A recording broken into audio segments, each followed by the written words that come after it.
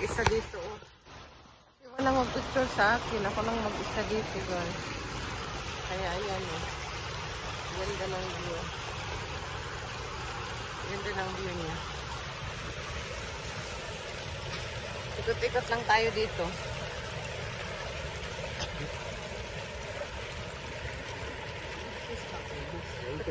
Ikot-ikot dito. Ganyan. Ikot-ikot lang tayo. Hindi tayo makapag-picture. Ito pala dito yung overpass passenger pick-up area. Ah, ito pala may mga pangalan. Kung saan yung pick-up area? Saan ba kukuha ng ano? Sakayan.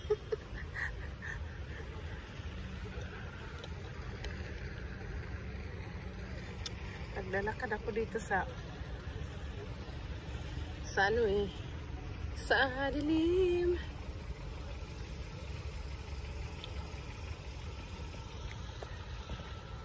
Uwi na ako guys. Ganyan yung attire ko. Para akong buntis 5.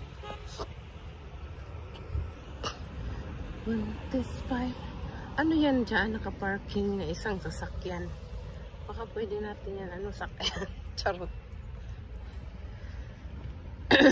Ano ba yan dyan? Hanapin nga natin. Basahin nga natin. Para ano.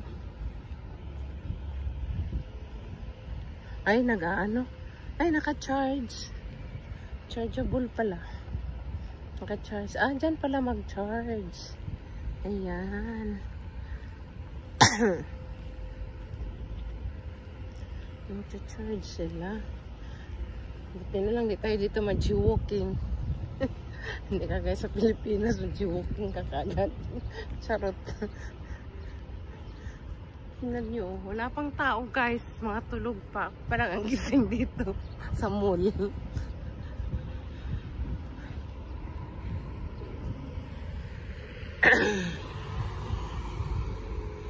Ito na ako. Maghanap ako dito ng masakyan ko. Bilis ko lang doon. 5 minutes lang ako sa bangko. First time ko maglakad dito guys. Mostly doon lang ako nag-aantay ng sasakyan ko. Kasi wala akong ano eh. Wala akong number, diba? Ipa-open ko pa lang yung number ko. Kasi naka-ano yun eh. Naka-close. Close ang number ko dahil sa ano. Pag-close na yung visa nyo guys, nag-close din ang number dito guys. Sana ganyan din sa Pilipinas. Charot. Ako mag-vlog dito guys.